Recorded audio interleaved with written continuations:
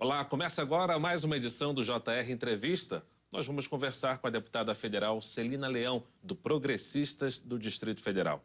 A deputada faz parte da Comissão do Esporte, Comissão de Defesa dos Direitos da Mulher e é coordenadora da bancada feminina da Câmara. Deputada, seja bem-vinda ao nosso programa. Obrigada, Luiz. É uma honra estar aqui. Recentemente, a senhora organizou um café da manhã com o presidente da República, com as mulheres, as representantes femininas na Câmara dos Deputados.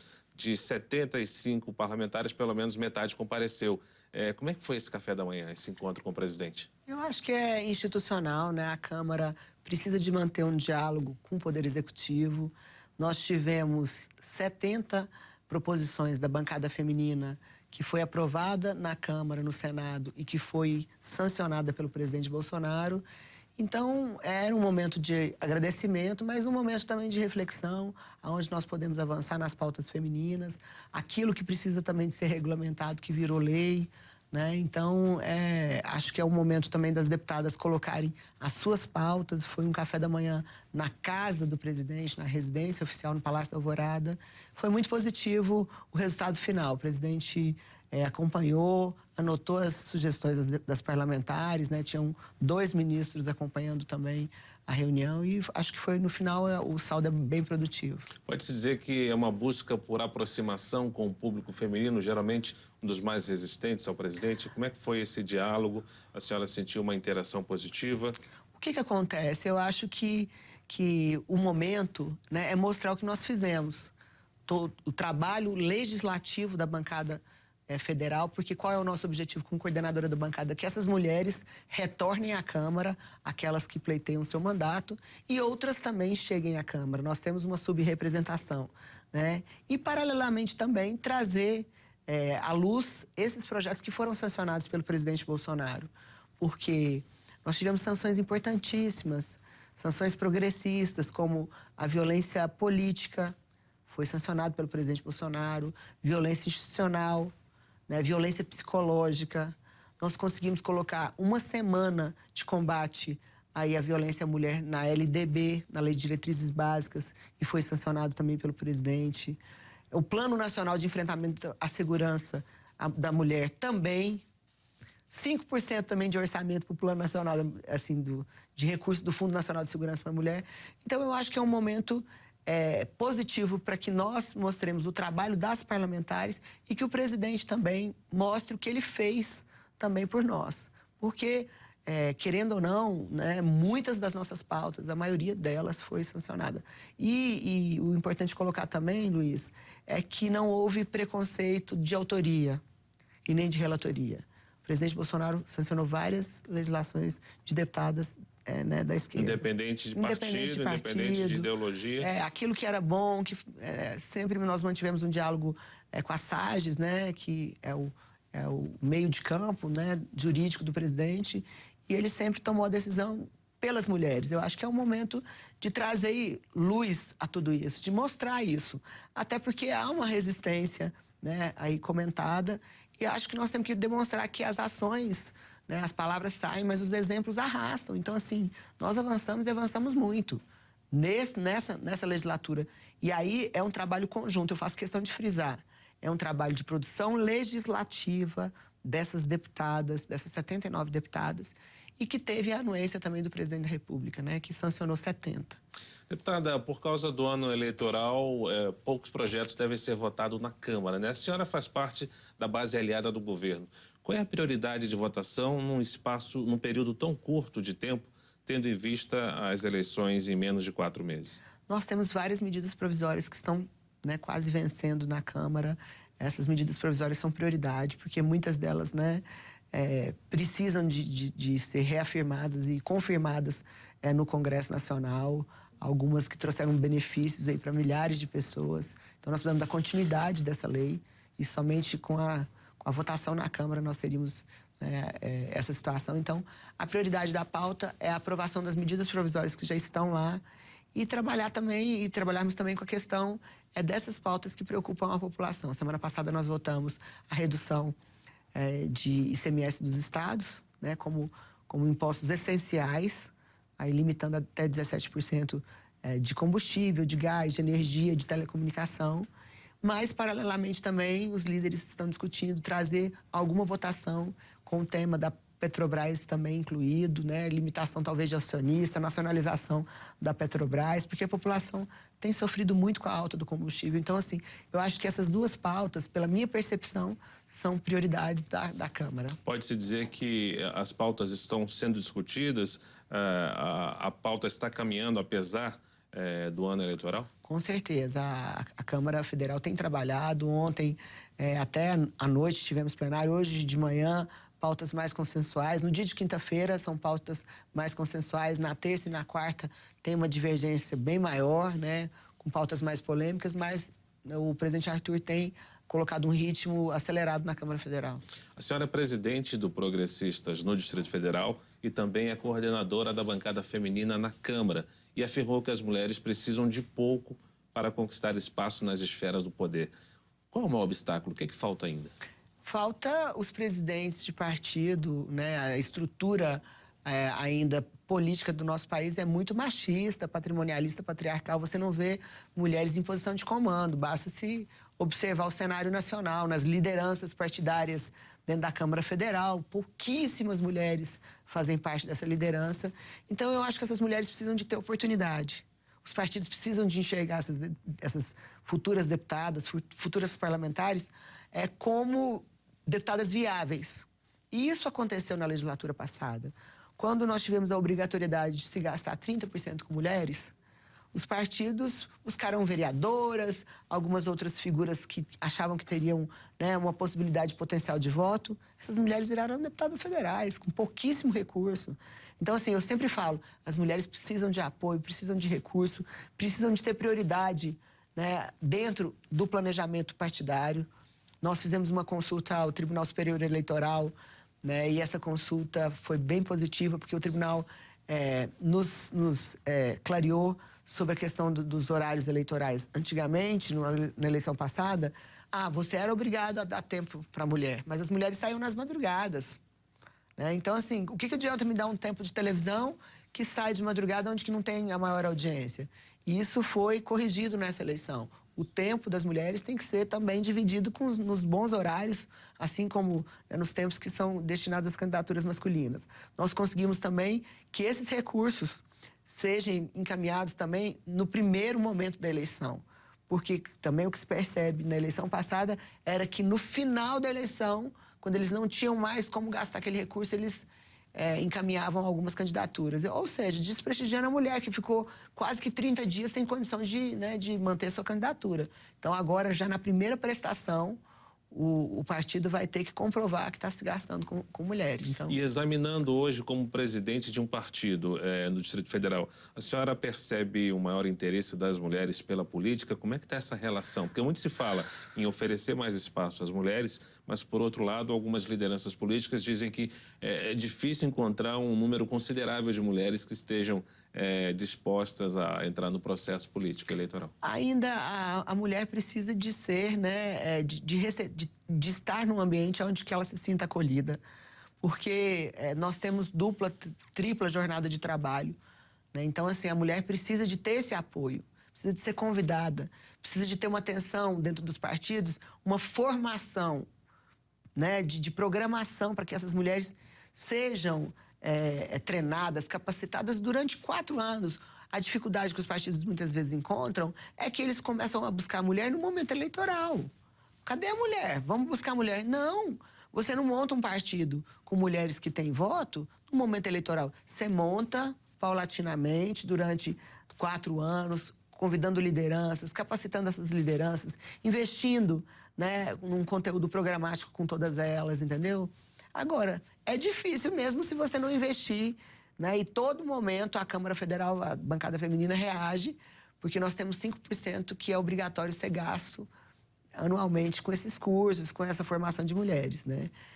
Durante a pandemia nós tivemos 2 anos e aí foi votado um perdão na Câmara. Mas aí o que acontece? Você fica sem formar mulheres, entendeu? Então é complicado ainda, mas existe a fórmula certa e é buscar essas mulheres. Deputada, não raro também a gente acompanha às vezes na televisão, na imprensa, casos de desrespeito às mulheres parlamentares em plenário, seja na Câmara Federal, seja nas câmaras estaduais, nas assembleias legislativas. Não está faltando um pouquinho mais de desrespeito às mulheres também no parlamento? Olha, nós já ouvimos de tudo. Nós já tivemos mulheres assediadas dentro de plenário, mulheres que tiveram seus microfones cortadas, mulheres que foram chamadas de histérica, de loucas. Então, assim, esse é um comportamento, né, claramente machista, claramente que atrapalha a nossa atuação parlamentar. E uma lei que foi aprovada, que ela é muito nova ainda, mas ela vai ter... Você vai ver que, na medida com que for, né, as decisões forem sendo tomadas, ela vai ter um efeito muito forte, é da violência política. Está agora no nosso Código Penal, a violência política é crime, entendeu? Então, assim, precisamos de ter o primeiro case condenado para que os outros entendam que você não pode arrancar o microfone de uma deputada, que você não pode alisar uma deputada dentro do parlamento, que você tem que respeitar aquela mulher, entendeu? Então, assim... a minha expectativa, a gente inclusive também fez uma consulta ao Tribunal Superior Eleitoral para que isso tivesse é muito novo, sabe? Porque acabou de ser aprovado. Então, assim, o que a mulher faz? Aonde que ela denuncia? Né? É o Ministério Público Eleitoral? É o Ministério Público Comum? Né? Então, assim, essas confusões. Mas nós estamos bem aguerridas nesse sentido. A gente espera que essa lei coíba um pouco esse tipo de atitude. Nós lembramos que você pode acompanhar o JR Entrevista na Record News, no portal R7, no Play Plus e também em nossas redes sociais. Agora, um dado interessante é que das 167 proposições de interesse das mulheres aprovadas na Câmara Federal, 70 leis foram sancionadas, como, por exemplo, a que cria o Cadastro Nacional de Pessoas Condenadas por Crime de Estupro, né? A que destina recursos do Fundo Nacional de Segurança Pública para ações de enfrentamento da violência doméstica contra a mulher. Sem a ação da bancada feminina, deputada, talvez esse tanto de lei não teria passado. Com certeza não teria passado. Eu quero, inclusive, fazer um agradecimento público ao nosso presidente Arthur, porque nós mudamos a forma de votarmos as pautas femininas. Geralmente era votado mais no período... do 8 de março, naquele momento de mulheres, mas não, nós conseguimos toda semana votarmos assim, de 4 a 5 leis, o que possibilitou 167 proposições votadas e 70 leis sancionadas. Essa semana mesmo nós estávamos com 5 leis, votamos várias hoje no período da manhã, então assim, esse dado ele sempre está se atualizando, né? E a expectativa nossa, e já é a bancada mais produtiva da história da Câmara, essa bancada feminina. E eu sempre falo, as pessoas falam, qual é o segredo? O segredo é o presidente Arthur me olhar com igualdade. Com igualdade que nós precisamos de ter as nossas pautas aprovadas como todas as outras pautas. E o engano das pessoas é acharmos que nós só nos mobilizamos por pautas de feminicídio, de violência doméstica. Não. Nós queremos falar também sobre tecnologia, sobre agricultura, sobre empreendedorismo. Então, a bancada feminina ela é bem heterogênea e vários assuntos são prioridade da bancada feminina. Pois é, e a deputada é autora do projeto que obriga as instituições financeiras a priorizarem e também concederem condições especiais de financiamento a microempresas e empresas de pequeno porte controladas e dirigidas por mulheres. Como é que é essa ideia, deputada? Olha, a ideia é de prestigiar as pessoas que têm um olhar, né, pelas mulheres, porque muitas delas são chefes de casa e conseguem, né, ter aí toda a carga familiar está sobre elas. Uma das portas para a saída da violência doméstica também é a autossuficiência financeira dessas mulheres. Então, a ideia foi prestigiar, né, essas mulheres para que elas tenham acesso a crédito de forma mais facilitada, né, e de forma prioritária, entendeu? Quando se fala em crédito, a gente pensa logo em taxas, né? Como é que serão essas taxas para essas mulheres que precisarem desses recursos? Olha, a ideia inicial do projeto é que as taxas precisam de ser melhor do que as taxas praticadas no mercado, né? Algumas empresas que trabalham com esse olhar, e nós recebemos muitas delas na bancada feminina para discutir sobre as pautas sobre as mulheres, já tem isso como missão da empresa. Essa empresa é a melhor empresa para a mulher trabalhar, nós queremos mulheres no nosso time. Então, assim, isso é muito importante para nós, pegarmos esse recall dessas empresas que já estão à frente de muitas outras e que entenderam que investir em mulheres profissionais é investir também nas empresas. Muitas delas dobraram seu faturamento, empresas que mexem com inovação, com tecnologia. Por quê? Ela precisa de ter o olhar feminino. Ela precisa de entender como é que a mulher vê a sociedade.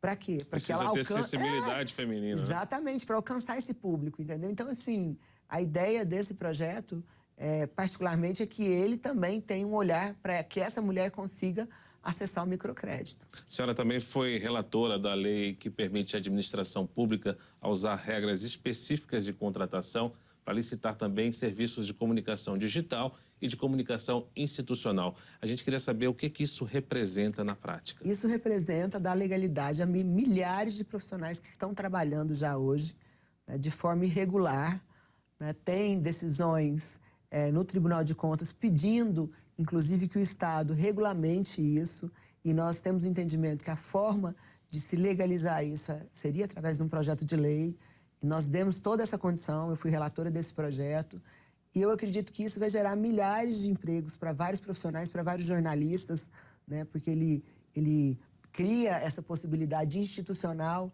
para que, por exemplo, você tem um órgão público, você não tem a equipe interna, mas você pode contratar para te ajudar a fazer, né, a divulgação institucional daquele órgão.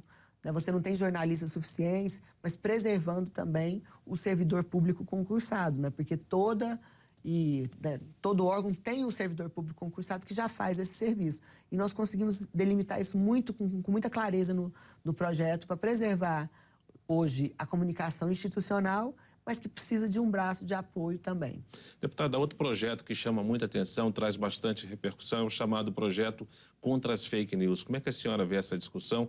Como é que está o andamento dessa conversa lá no parlamento? Olha, o projeto das fake news, ele havia sido discutido primeiro com toda a base do governo, né?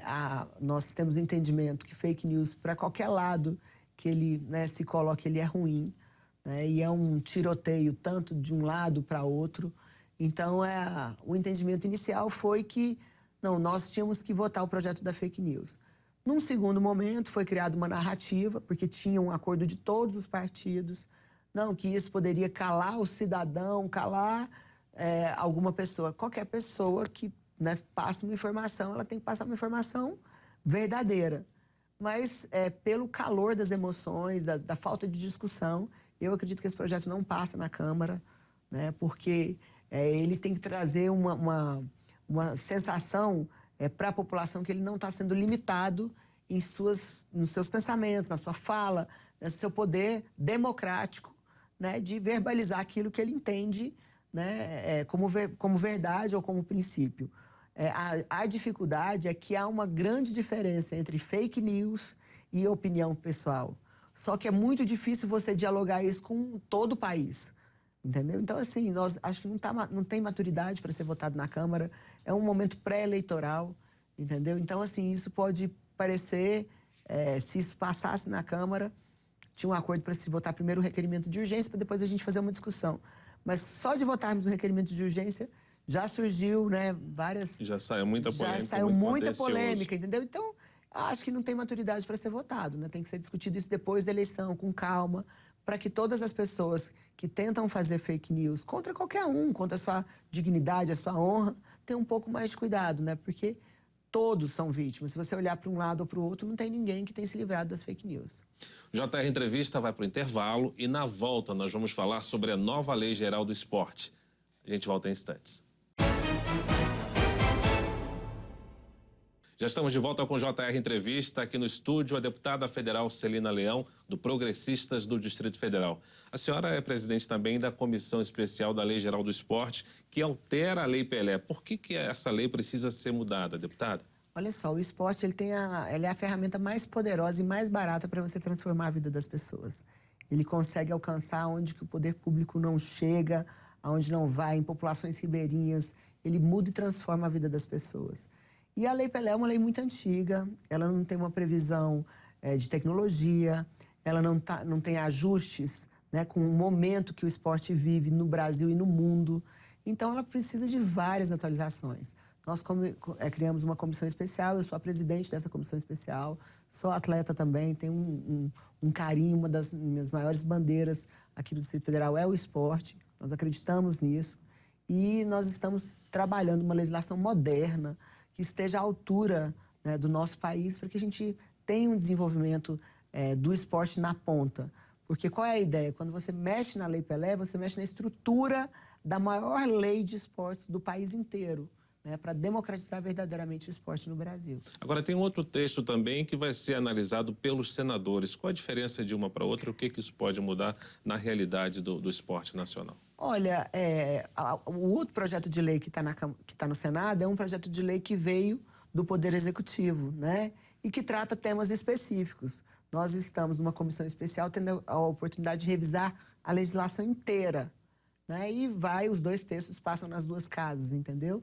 Então, eu acredito que terão ajustes no nosso texto, né, mas o nosso texto já finalizou, ele vai direto para a sanção, o nosso texto vai ficar pronto com mais rapidez.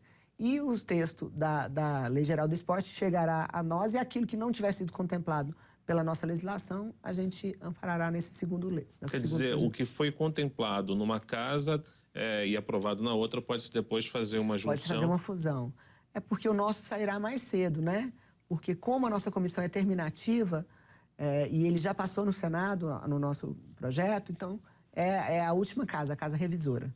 Agora, é interessante que essa lei garante ainda também igualdade na premiação paga a atletas homens e mulheres em competições que façam uso de recursos públicos. Isso é importante também, né? Muito. Como é que a Constituição, no seu artigo 5º, fala que nós somos iguais perante a lei e nos trata de forma diferente, o homem e a mulher? Se eu sou igual, se eu sou um atleta, como é que eu recebo um prêmio, metade do prêmio de um homem? O próprio Estado usa de discriminação. O Estado não pode discriminar, né, as pessoas. Então, a gente tem que começar a ter um olhar, né, diferenciado e um olhar progressista mesmo nesse sentido, né? Deputada, qual o maior desafio agora nesse período antes das eleições? A senhora é egressa da Câmara Legislativa do Distrito Federal, ou como a gente fala aqui, a Câmara Distrital. São desafios semelhantes entre uma casa e outra? São desafios totalmente diferentes. Eu acho que hoje pesa sobre, né, a nossa responsabilidade a ampliação de mulheres na Câmara Federal. Eu quero muito ver aquele parlamento com mais mulheres, eu trabalhei muito para isso. Eu quero também, né, ter um projeto vitorioso aqui no Distrito Federal, eu trabalho muito também para isso, para cada vez mais, né, ampliar aquilo que a gente acredita, que é democratizar o esporte, que é viver num país onde que a mulher não morra pelo simples fato de ser mulher, que a mulher não seja violentada, que ela não seja, né, violentada de todas as formas pelo simples fato de ser mulher. Eu trabalhei muito na Câmara para isso. Eu espero que os meus filhos, quem sabe meus netos, possam viver nesse país que a gente está tentando construir. JR Entrevista fica por aqui. Nós lembramos que você pode assistir ao programa na Record News, no portal R7, no Play Plus e também em nossas redes sociais. Deputada Celina Leão, muito obrigado pela sua participação. Obrigado a você pela audiência. Até a próxima edição do JR Entrevista.